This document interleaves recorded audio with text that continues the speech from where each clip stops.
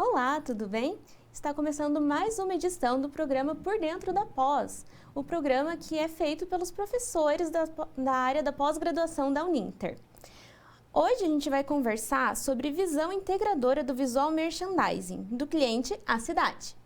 Eu sou a professora Andressa Souza Munhoz, eu sou coordenadora dos cursos de pós-graduação das áreas de arquitetura e design da Uninter. E para conversar comigo sobre esse tema, eu trouxe aqui a professora Jéssica Wlodarski. Ela é arquiteta, pesquisadora e professora também dos nossos cursos ali da Uninter. Seja bem-vinda, professora. Obrigada, Andressa. É um prazer e uma alegria estar aqui com vocês no dia, tarde e noite de hoje. Então, vamos começar o nosso bate-papo. Então, visual merchandising. Quem que é o visual merchandiser? Quem que faz isso? Essa é uma pergunta muito importante, porque muitas vezes a gente não tem clareza de quem é esse profissional, porque ele, de certa forma, acaba sendo muito generalista. Então, o visual merchandiser, ele vai ter o papel de trazer valor ao produto.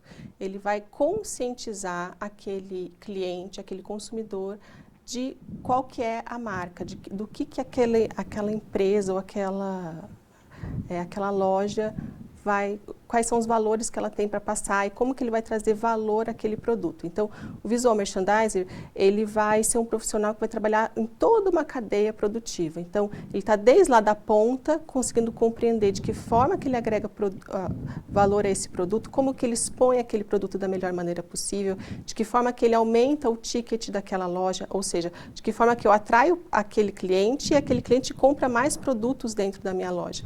E como que ele vai fidelizar também esse consumidor a essa marca, a esse produto. Então, ele, de certa forma, tem vários papéis ao longo de cadeias produtivas diferentes. Então, por isso que ele acaba ser um profissional que, de certa forma, é bem generalista. Uhum. E por que que a gente trouxe, então, esse tema? Qual que é a importância da gente tratar desse tema de visual merchandising? Quando você me chamou para trazer aqui, para a gente conversar, eu pensei assim, o que eu posso trazer de contribuição para esse tema? Uhum. E aí, existe uma questão, primeiro, que me intriga, de certa forma, e eu fico um pouco irritada até, que é a gente ter uma formação dentro da arquitetura que separa a arquitetura do urbanismo. Então, é como se houvesse projeto e urbanismo. Então, a gente entende as coisas de forma muito segregada. E isso faz com que a gente perca insights importantes. Então, quando eu coloquei visão integradora do visual merchandiser, porque muitos arquitetos vão para essa área. E aí eles perdem certos insights que estão dentro dos fenômenos da cidade, porque a gente acaba não tendo a nossa formação muito fragmentada. Então, o primeiro ponto dessa questão da visão integradora é que o visual merchandiser tem que, inclusive, compreender da cidade. Porque se ele consegue perceber alguns fenômenos, ele consegue incorporar isso e melhorar as vendas. Então, ele acaba tendo um insight, uma habilidade muito maior se ele tem essa compreensão desse local e dessa espacialidade. Então, o primeiro ponto dessa visão integradora tem a ver com essa inconformidade em relação à nossa formação.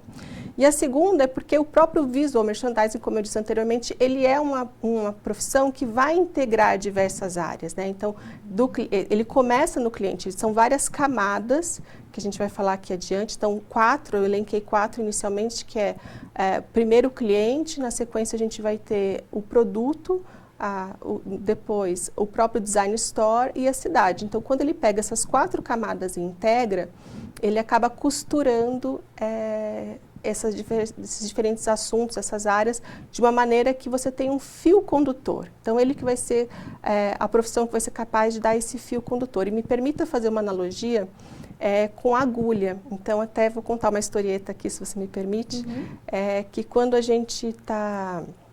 Havia uma menina, enfim, que ia fazer a formatura e contratou uma costureira. E aí, para fazer o vestido de baile, de gala, etc. E aí, quando chegou a costureira, ela aceitou o pedido, pegou todos os tecidos, colocou o fio dentro da agulha e começou a costurar camada por camada, passou a noite inteira, a agulha passou trabalhando. E aí, quando chegou no final, o tecido e o fio foram para a festa e a agulha ficou jogada ali naquela caixinha de costura. O visual merchandising acaba sendo um pouco essa profissão, que vai fazer o elo, né, costurar todas as camadas de tecido, mas ele não vai para a festa. Então, por que eu digo isso? Porque o visual merchandising também é a pessoa que está no backstage, ele não está ali na frente, não é a pessoa que vai estar nas vernissagens, ele vai estar sempre atrás trabalhando. Então, para quem não gosta muito de estar na frente das câmeras, enfim, tem muita relação ali por trás, porque você vai ter que estar sempre, a hora da vitrine é a hora que a loja está fechada. Quando ela abre, ela tem que estar impecável.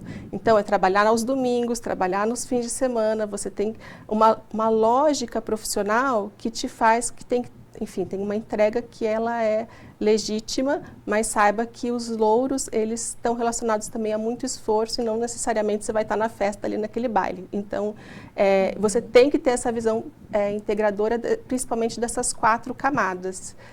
Enfim, tem pessoas que gostam, eu, por exemplo, gosto muito mais do backstage do que do front. Então, enfim, é perfil profissional de cada um. Sim. A arquitetura comercial, ela realmente tem essa, como um todo, né? Esse lado da arquitetura comercial tem essa questão do horário. Porque a gente pensando em, por exemplo, lojas de shopping, escritórios, inclusive, são todos horários que a gente não pode trabalhar, fazer obra, fazer, né, enfim, mexer ali, reformas, e enfim, durante o período em que a loja está aberta, que o escritório tem pessoas trabalhando. Isso. Então, isso é algo importante aí para se atentar, para quem, de repente, quer entrar nessa área mais comercial, nessa área do visual merchandising dentro da arquitetura. Um dos desafios, digamos, é esse horário. Trabalhar na hora... visitar a obra em horário, né? Isso, a hora que a loja fecha é a hora que começa. Então, das 6 às 10, ou das 6 da manhã às 10 da manhã também, se for um shopping. Mas, enfim, o pessoal se diverte bastante também lá dentro. Então, é muito do perfil profissional de cada um. E até considerar, acredito, professora, talvez questões financeiras de orçamento. Porque talvez, para um profissional trabalhar nesse horário, talvez tenha algum tipo de adicional, alguma coisa assim. Sim, importante considerar. Na verdade, ele vai a partir também... hoje a gente já vive um mundo em que não só é a carga horária, né? Mas assim, o produto final que você entrega. Então, acho que também o próprio visual merchandiser, ele vai ter que ser um profissional empreendedor. Então, ele tem que vender os seus... Tal como ele trabalha para agregar valor àquele produto, ele também vai ter que agregar valor ao produto dele. Então, quando ele agrega esse valor, ele mostra esse diferencial. E aí tem uma coisa que é muito interessante, que apesar do visual merchandiser ser um profissional muito criativo, ele tem que ter o pé no chão. Eu tenho que ter pesquisa na mão, pesquisar semanalmente como é que foram as vendas, qual foi a fidelização, como é que a gente trabalha esse cliente de uma maneira mais adequada, como é que eu trago um cliente que não é dessa loja para dentro dessa loja, como eu mudo o perfil. Então, tudo isso é a base de pesquisa. Então, é um profissional que trabalha também com estatística. Então, e isso ele consegue mostrar os dados que ele tem. Então, a área comercial como um todo é uma área que ela exige, né, esse tipo de pesquisa para que você consiga ser um profissional mais consolidado. Então, a gente conversou alguns aspectos com relação ao próprio trabalho, questão de horário de trabalho, que a gente comentou aqui agora, e com relação ao cliente, que aspectos que a gente deve considerar? Então, como eu disse anteriormente, o cliente ele é a primeira camada que o visual merchandising deve se atentar. Então, muitas vezes, ele vai em uma loja, ela não tem ainda clareza de quem é o público-alvo dela. Então, quando a gente fala nesse cliente, ou quem é esse, enfim, o cliente ele acaba ainda sendo pouco especificado. Então, existe uma diferença muito grande entre cliente e persona. Público-alvo e persona. Então, o público-alvo é a primeira segmentação de mercado que a gente faz. Então, quando eu faço essa segmentação, ela diz respeito, então, à idade, à classe social, à renda, à alfabetização, mas isso ainda é muito genérico. Então, quando a gente vai trabalhar uma persona, a gente especifica esse público-alvo. Então, às vezes, até essa loja, ela não quer fazer com que o público-alvo dela seja mais restrito com medo de perder cliente. Isso é um grande erro, que quanto mais ela afunila esse cliente, quanto mais ela consegue especificar essa persona, mais assertiva ela é, porque ela consegue regular o tom de voz que ela vai estar fazendo com o seu cliente. Ela consegue entender aquela narrativa. Então, voltando à questão da persona, a gente também tem uma ideia que é errada sobre a persona, que é trazer ela de uma forma imaginativa. Eu brinco que isso é um dos maiores erros. Ela coloca a amiga dela como, ela olha para a amiga dela e coloca ela como uma persona. Isso não vai dar certo, porque a amiga dela é uma pessoa. A persona, ela tem que estar relacionada, mais uma vez, com a pesquisa. Então, ela é uma síntese dos resultados que eu tenho dos meus clientes. Então, eu olho a minha cartela de clientes, eu entendo qual que é a dinâmica deles, e aí eu faço e começo a construir essa persona. Nessa persona, eu vou ter que começar a entender a rotina dela. Então, qual que é a referência visual que ela tem? Quais são as marcas que ela consome? Se eu entendo as marcas, se eu entendo as referências visuais que ela tem, eu consigo trazer isso para o meu trabalho dentro do Visual Merchandising. Então, a minha loja, ela passa a conseguir entender, por exemplo, os trends que ela poderia estar se atentando e trazer isso como uma forma de cenário para a minha loja. Ou, se ela tem um perfil mais minimalista ou mais maximalista, quais são as paletas de cores que ela costuma ver? Então, eu posso, a partir disso, saber se a minha abordagem vai ser ir ao contrário, né? Ou seja, diferenciando a minha loja, fazendo uma coloração diferente, ou se eu vou trazer para o similar. Então, eu só consigo tomar essas decisões se eu compreendo o meu cliente.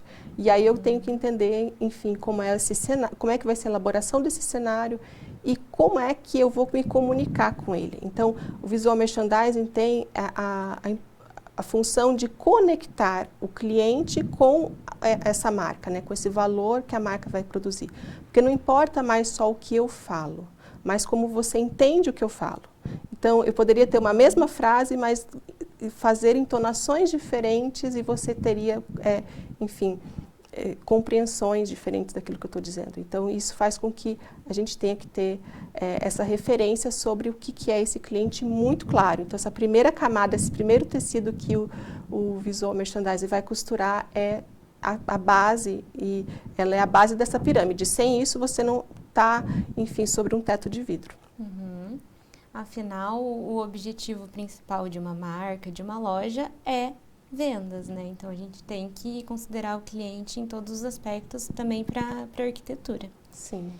E a gente, então, comentou nessa parte de como o Visual Merchandising ele pode trazer valor para a marca, para atrair o cliente, a questão da persona, e como que ele pode gerar valor para o produto. O que o Visual Merchandising deve se atentar com relação a isso? Isso. Então, aí o produto, ele, na verdade, vai ser a nossa segunda camada. Então, e aí, você comentou, então a visão do Visual Merchandising, a função dele é gerar vendas, né, favorecer esse produto. Mas o cliente não sabe usar esse produto. Então, quem ensina o cliente a usar, quais são as melhores maneiras de eu usar o produto, ou como é que eu consigo tirar o máximo de proveito daquele produto, é o Visual Merchandising trazendo, enfim, valorizando e agregando o valor do produto na loja. Então, hoje, se a gente quiser saber só enfim, o descritivo do produto, a gente vai na internet. A gente não precisa entrar numa loja. Então, quando a gente entra naquela loja, você quer aquela experiência. Essa experiência ela vai ser dada a partir da seleção dos produtos que vão ser expostos. Então, a gente começa entendendo qual é a quantidade de produtos que vai ser exposto naquela loja, como é que ele vai ser exposto, qual que é o tamanho daquele produto, ele é grande, ele é pequeno, ele é macio, o volume dele, vão ser 3 produtos que serão expostos da mesma cor, vão ser 5, vai ser PMG, vai ser um só. Então, todo esse circuito que compreende esse produto, ele vai fazer com que ele faça sentido dentro da minha narrativa. Então, quando a gente fala no produto, a gente tem 3 pontos importantes também para se atentar nessa camada. A primeira é a relação do produto com o produto.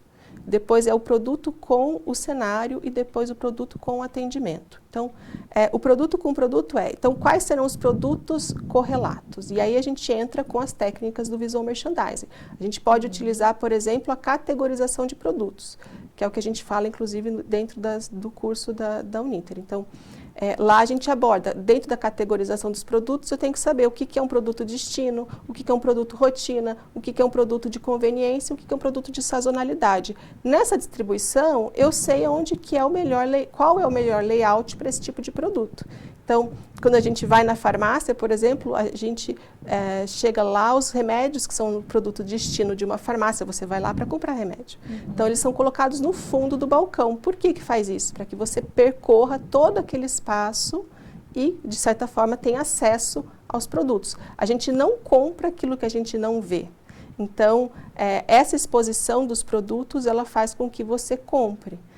Então, o produto de rotina são os produtos que a gente usa na nossa rotina, que são expostos também, ou aquele que sai com mais velocidade dentro da loja. Não necessariamente é o destino, mas ele acaba tá incorporado dentro da sua rotina. Então, ele vai ser diluído dentro do layout. Um produto de sazonalidade ocorre de tempos em tempos. Então, no carnaval, a gente tem determinados produtos que vão ser expostos dentro de uma vitrine.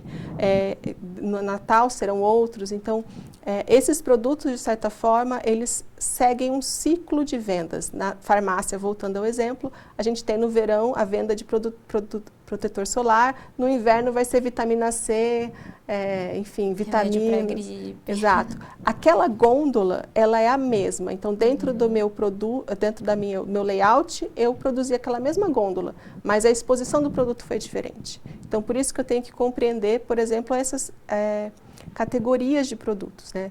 A última dentro dessas 4 categorizações são os produtos de conveniência, que são aqueles produtos que são colocados próximos ao caixa. Já que eu estou aqui, hoje mesmo fui na farmácia, fui lá e comprei um lenço para limpar os óculos. Eu não precisava desse lenço, mas porque estava ali na minha frente, eu acabei comprando. Então, enfim, todos aqueles produtos que ficam próximos ao caixa ou naqueles pontos mais de maior visualidade dentro da farmácia, próximos no final da gôndola, eles estão relacionados a esses produtos de conveniência, aquela compra por impulso.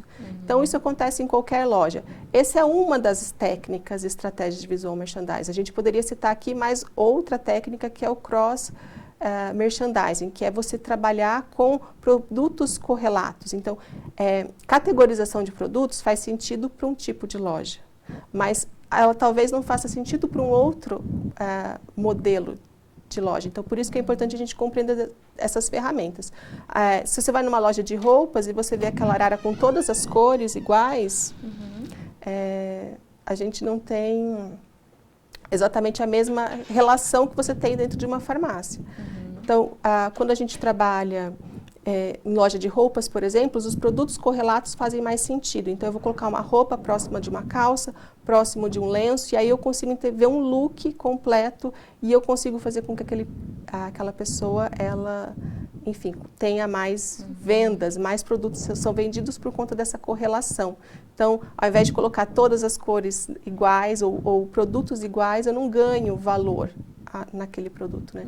Então, por isso que é importante você entender essas ferramentas e essas estratégias dentro dos produtos, das técnicas do visual merchandising. Realmente. Bastante coisa, né? E você também que está assistindo a gente, você provavelmente já passou por situações como essas, né? Eu mesma ontem também fui na farmácia e acabei comprando outras coisas que não precisava enquanto eu estava na fila aguardando para o pagamento. Então, a gente percebe muito disso no nosso dia a dia e a importância do visual merchandising. Agora, então, a gente vai para um breve intervalo. Em breve, a gente volta sobre mais esse assunto.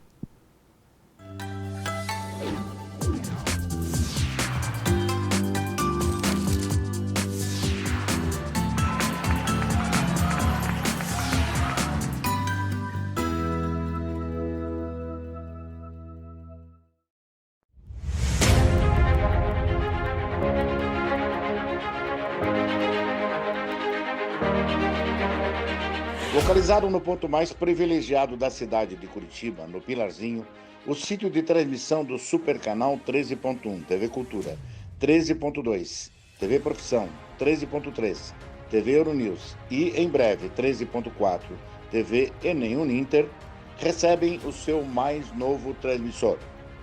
Homologado pela Anatel com 10 vezes mais potência, vai atender a mais de 3 milhões e meio de telespectadores em Curitiba e na região metropolitana, nas cidades de São José dos Pinhais, Piraquara, Colombo, Almirante Tamandaré, Bocaiúva do Sul, Campina Grande do Sul, Quatro Barras, Araucária, Campo Magro, Campo Largo, Contenda, Lapa, Balsa Nova e Itaperuçu.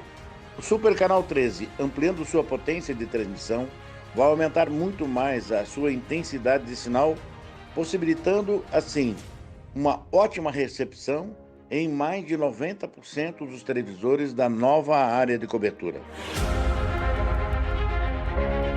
Parabéns, Super Canal 13. No Super Canal 13, sua imagem pega bem.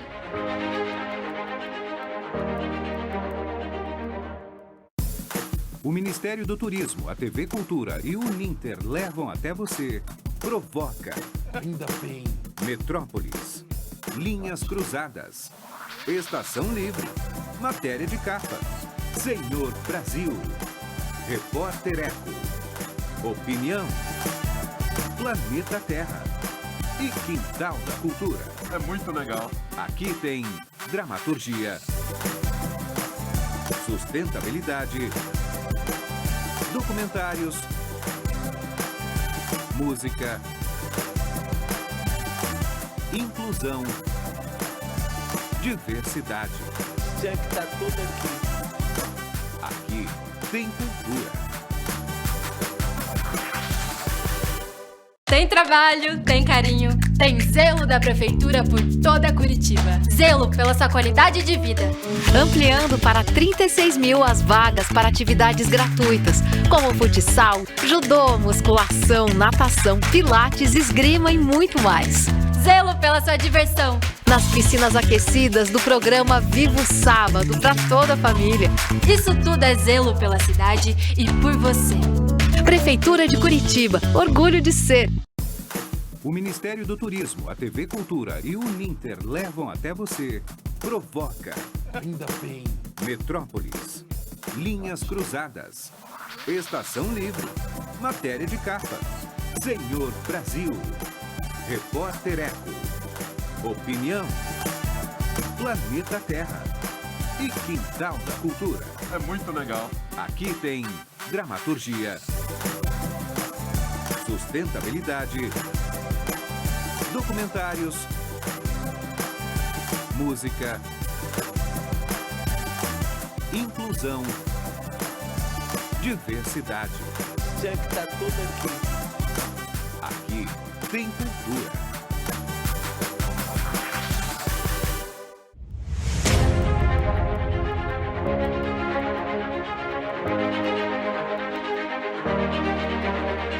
Localizado no ponto mais privilegiado da cidade de Curitiba, no Pilarzinho, o sítio de transmissão do Super Canal 13.1, TV Cultura, 13.2, TV Profissão, 13.3, TV Euronews e, em breve, 13.4, TV Enem Uninter, recebem o seu mais novo transmissor. Homologado pela Anatel com 10 vezes mais potência, vai atender a mais de 3 milhões e meio de telespectadores em Curitiba e na região metropolitana, nas cidades de São José dos Pinhais, Piraquara, Colombo, Almirante Tamandaré, Bocaiúva do Sul, Campina Grande do Sul, Quatro Barras, Araucária, Campo Magro, Campo Largo, Contenda, Lapa, Balsa Nova e Itaperuçu. O Super Canal 13, ampliando sua potência de transmissão, vai aumentar muito mais a sua intensidade de sinal, possibilitando, assim, uma ótima recepção em mais de 90% dos televisores da nova área de cobertura. Parabéns, Super Canal 13. No Super Canal 13, sua imagem pega bem.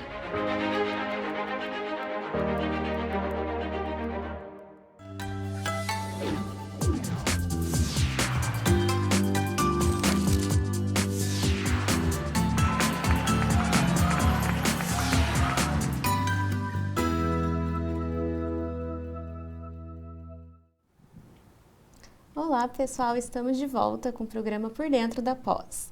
Lembrando, então, que hoje estamos conversando sobre a visão integradora do visual merchandising. Eu sou a professora Andressa e que está conversando comigo sobre esse tema é a professora Jéssica. Vamos, então, dando andamento no bate-papo. Professora, como que funciona o Designer Store? Como que ele interfere no visual merchandising? Como a gente está vendo com as camadas que o visual merchandising tem que costurar. O Design Store é a terceira camada. Eu acho que ela é a mais importante, mas porque a minha formação vem da arquitetura, mas para outros talvez não seja. O que é importante a gente entender é que o Design Store ele faz muita diferença, mas ele ainda assim pode, mesmo que você faça um projeto muito bonito, que seja excelente o teu layout, mas se o visual merchandising não souber trabalhar e explorar aquele layout, a gente não vai ter o resultado final que a gente espera.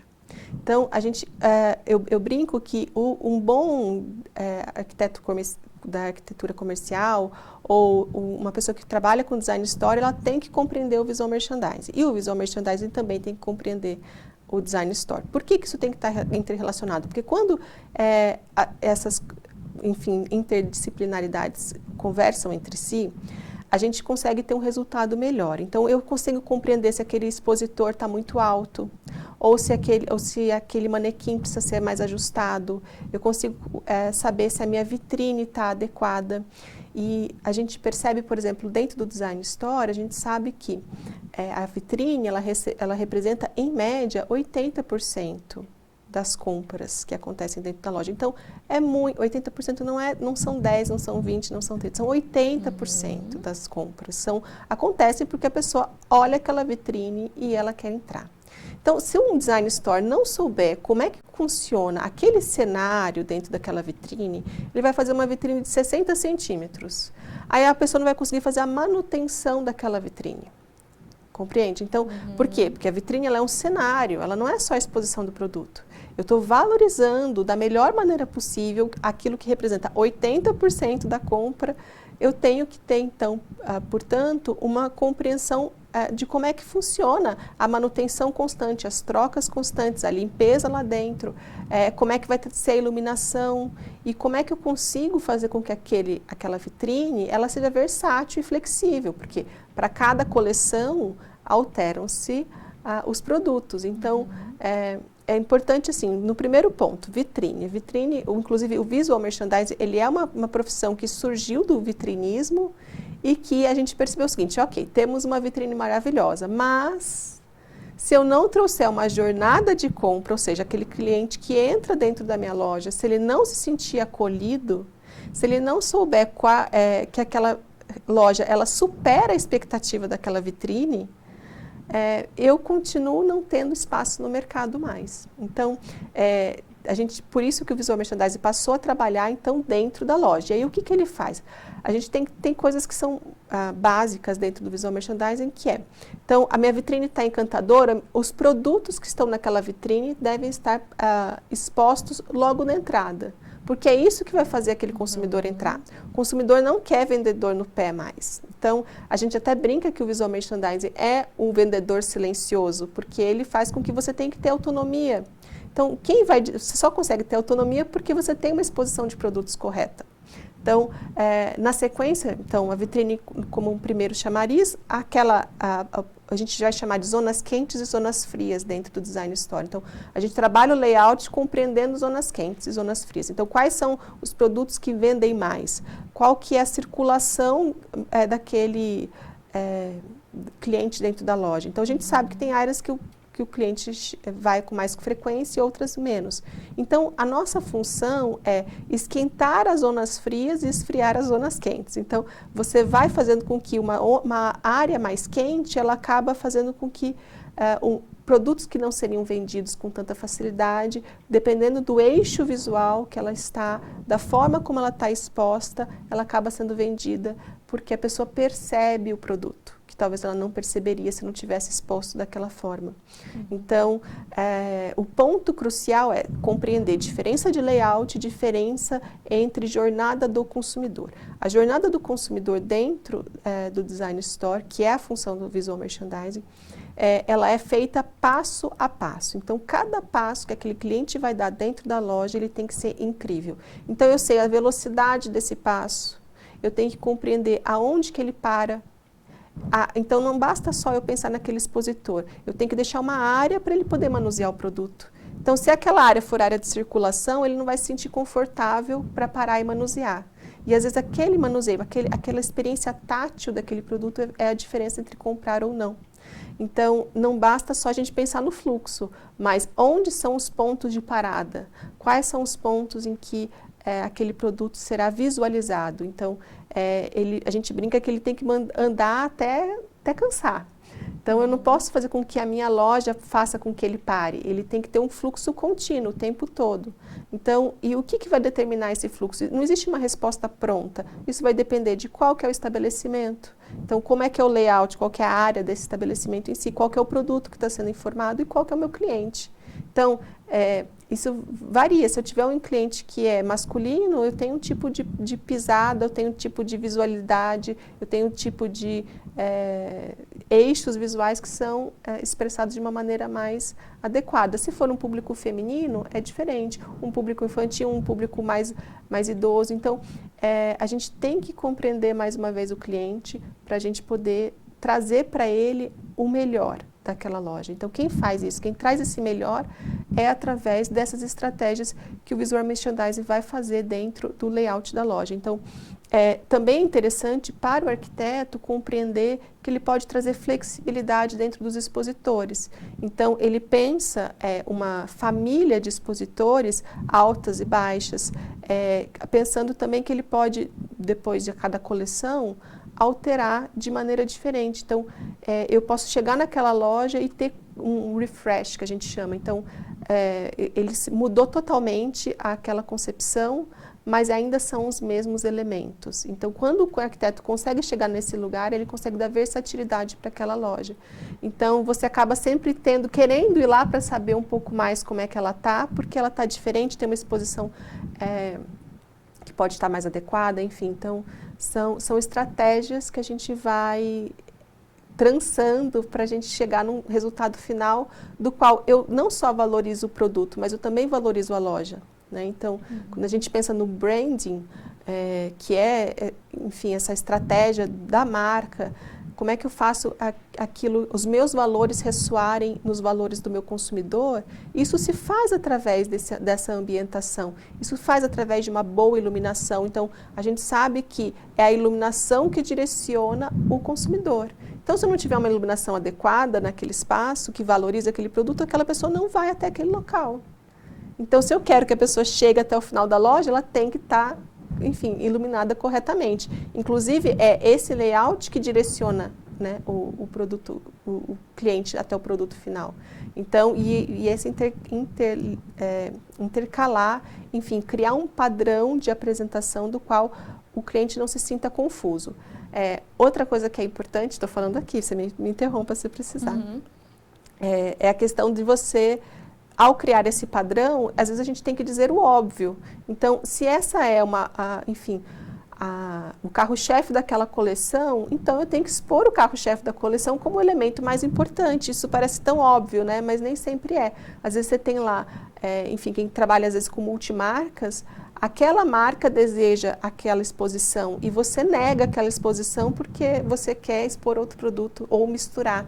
Então, quando aquela marca, que às vezes é maior, ela pensou naqueles elementos, ela teve um trabalho muito grande, muita pesquisa para trazer aquilo. Então, ouvir os mais velhos, né? Então, principalmente para as lojas que são multimarcas.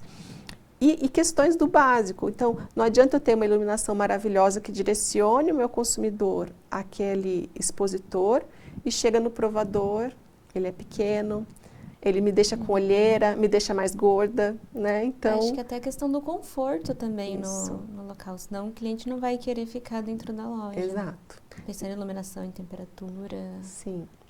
Então, é o básico bem feito. Então, é compreender o conforto, forma e função. Os elementos fundamentais da arquitetura têm que estar ali presentes. Mas também tem que saber que eu trabalho sempre com uma narrativa e eu tenho que propiciar uma atmosfera de compra. Então, quando a gente fala em atmosfera de compra, eu estou trabalhando os 5 sentidos.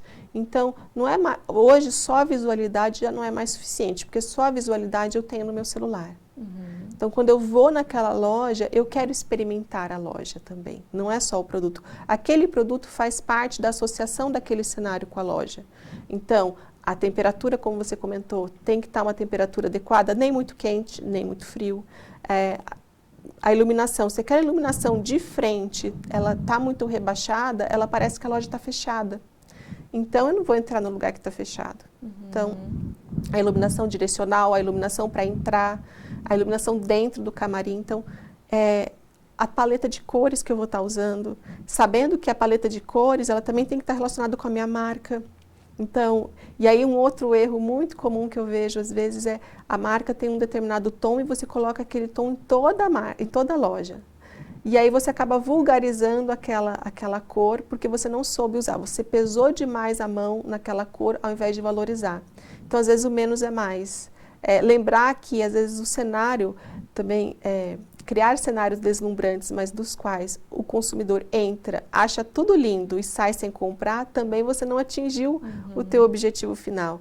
Então, o cenário ele faz parte de uma criação de uma narrativa, mas lembrando que eu tenho que o produto é o mais importante. Aquele cenário tem que valorizar o produto e não o próprio cenário em si, os elementos decorativos, compreende? Então, às vezes o cliente chega, acha tudo lindo, nossa, super encantador, diferenciado, contemporâneo e sai. Não atingiu o resultado final. Então, você tem que ter essas interligações entre o que a marca deseja, o que o meu consumidor espera e como é que eu valorizo esse produto dentro dessa narrativa. Então, visão já não é mais, então, não é suficiente. A gente também tem que trabalhar a questão do olfato. Então, qual é o aroma que vai estar ali? Então, a gente sabe que dentro dos sentidos, o aroma é o único que vai direto para o sistema límbico. Isso significa que ele vai acessar a tua memória de maneira muito mais fácil do que até mesmo a visão ou a música, ou a audição. Então, por esse motivo é que as marcas investem tanto numa paleta, num aroma específico, porque essa diferenciação faz com que você lembre, e ao lembrar, você vai criar aquela memória afetiva e vai ter, enfim, o impulso de compra. Então, também temos diversos aromas e notas aromáticas que vão te dar impulso de compra. Então, aromas cítricos, eles fazem com que você compre e fique mais alegre e compre com mais facilidade. Aromas marítimos vão fazer com que tragam frescor. Então, dependendo da localidade que você está, se você quer tá um local muito... Aquela localidade, ela está muito frenética, ela passa muito carro, tem muito barulho. Às vezes, a nota marítima vai fazer com que você tenha uma tranquilidade para entrar e conseguir olhar o produto. E aí você passa mais tempo na loja e aí com isso você compra mais. Se for e aí próximo do caixa, você vai ter provavelmente um aroma mais cítrico ou com baunilha, porque o baunilha também desperta mais euforia e aí você gasta mais. Então, tudo isso é pensado quando você vai trabalhar essa atmosfera. O tato é a mesma coisa, a temperatura do balcão que você vai estar no caixa, que temperatura é aquela? Você vai colocar, você vai pegar a tua carteira, você vai encostar o teu pulso ali. Então, qual que é aquela temperatura? Às vezes você vai colocar uma pedra, ou enfim, que ele é lindo visualmente, mas a temperatura é muito gelada. E aquilo pode não ser agradável naquele momento. Ou na hora que você vai colocar a mão na maçaneta para abrir aquele provador. Vai ser cortina. Então, esse tato não é só apenas dos produtos. Ou uma loja de calçados. A temperatura do chão, ela é importantíssima. Então, às vezes, aí eu vejo, às vezes, também a pessoa colocar ali um tapete e deixa o piso cerâmico. É válido, mas lembra que tamanho de tapete vai ser esse. Porque você vai restringir a caminhada daquele consumidor. E aí você quer restringir? Pode fazer sentido naquele projeto, mas são essas coisas que são importantes a gente compreender dentro do Design Store. Por isso que ele é mais complexo, eu comentei, né? Então, quando você pensa essa atmosfera de compra, é cada um desses elementos. É um checklist para você compreender aonde cada uma dessas coisas vai estar pautada dentro do teu projeto. Então, esse profissional que tem esse conhecimento, ele se destaca no mercado, porque é impossível, são tantos gatilhos mentais, que é impossível você não sair de lá feliz. Porque aí tem uma outra questão que eu acho que é importante. Hoje não basta mais, você não quer só o produto. Você quer essa experiência, você quer sair de lá feliz, quer sair, nossa, que experiência agradável, né? Se fosse só o produto, como você comentou, a gente entraria no celular e compraria e chegaria no conforto da minha casa. Se a gente vai até o local, a gente busca experiência. Acho que até deve ser uma estratégia, né, das próprias marcas, das lojas, para atrair as pessoas para esse espaço físico. Sim, e é ali que você coloca valor no produto. Você agrega valor no produto ali, porque ali, aquele consumidor que teve uma ótima jornada, que se sentiu feliz, ele não vai questionar o valor daquele produto. Então, você vai conseguir aumentar, inclusive, o ticket dele. Então, veja quantas camadas e quantos benefícios você tem quando você consegue compreender essa profissão e trazer ele para a tua estratégia. Eu me esqueci, na pergunta passada, nós estávamos falando sobre os 3 eixos, né, dos produtos. Eu comentei sobre a relação do produto com o produto com o cenário, mas eu não falei sobre o produto com atendimento, que é uma coisa também importante. Não existe visual merchandising sem você ter uma equipe treinada. A equipe treinada não é uma equipe no pé do teu cliente, mas ela compreender qual que é a dinâmica dele. Então, equipe treinada não é só você trabalhar o atendimento ao cliente, é o pós-venda, é compreender como é que vai se dar a dinâmica da exposição desse produto, porque muitas vezes não é o VM que vai lá arrumar aquela vitrine ou aquela arara. Ele vai seguir um planograma. E aí, se ele não compreende que tem que estar impecável, se ele não entende o que é uma boa passadoria, porque se a gente vê uma roupa amassada, a gente já entende que vai ter que passar. E aí você já pode ser um gatilho para não comprar. Então, ela tem que estar impecável naquela vitrine. Então, a gente tem que ter uma equipe de vendas muito bem treinada para que ela não só atenda bem o cliente, mas que ela compreenda o papel do visual merchandising, para que ela consiga agregar valor ao produto. E até te perguntar isso, a questão das vitrines que a gente comentou, dessa sazonalidade que existem nas lojas de coleções e os produtos, né, essa troca. É interessante o visual merchandising revisitar esse projeto, dar essa assessoria quando troca, como que funciona? Sim, na verdade você faz por ciclos, né? Então, você nunca faz uma temporada, você faz um ciclo, porque para você ter resultado daquele teu trabalho, demanda tempo, no mínimo 3 meses. Você não tem como ter uma métrica real se você não tiver no mínimo um tempo para que você consiga diagnosticar o seu trabalho, né? Ter um feedback se você foi assertivo, em quais estratégias você foi assertivo ou não. Então, quando a gente pensa numa vitrine, semanalmente ela muda. Então, por isso que eu volto a falar do quanto que é um trabalho de bastidor, né? Então, semanalmente você vai ter que estar pensando um cenário incrível ali. E aí, então, a gente tem que compreender qual que foi os pontos positivos que você acertou naquela vitrine, para você poder entender que na próxima, o que você vai poder acertar novamente, alterando a forma como está sendo visualizado. Colocar 3 manequins na vitrine e só trocar a roupa não vai fazer com que aquela vitrine fique incrível. Então, você tem que pensar em quais elementos secundários, nas alturas, não só nos produtos, mas nesse cenário. Então, e uma das coisas muito importantes dentro do visual merchandising é reciclar coisas. Então, na hora que você desmontou aquela vitrine, você já pensa naquilo que pode ser utilizável numa próxima vitrine. E assim por diante. Então, você acaba reutilizando muita coisa, mas de uma maneira ressignificada. Então, de forma que aquela pessoa que olha a vitrine hoje, ela não percebe que há elementos que foram utilizados da vitrine anterior, mas você consegue, com isso, otimizar trabalho. Por isso que eu falo da importância de você ter, enfim, esses elementos todos congruentes. Sim.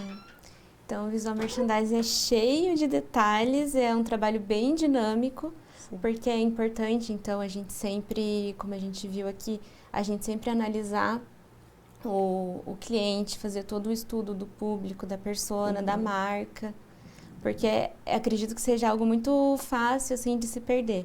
Sim. E isso impacta diretamente no resultado final, nas vendas, no lucro que aquela marca, que aquela loja vai ter com base no projeto.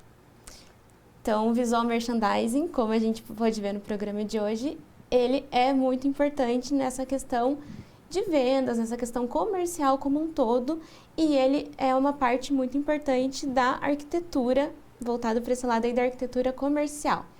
Então, a gente percebe a importância da gente se especializar nessa área. Aqui na Uninter, por exemplo, a gente tem cursos de arquitetura comercial, de pós-graduação, e outros cursos voltados para arquitetura de interiores que também trabalham um pouco disso tudo que a gente comentou aqui.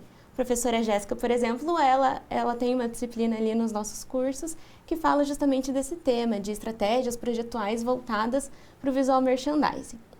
Então, agradeço a sua presença, professora Jéssica, muito obrigada. Agradeço você aí de casa também que está assistindo a gente. E a gente se vê, então, no próximo Por Dentro da Pós. Tchau, tchau!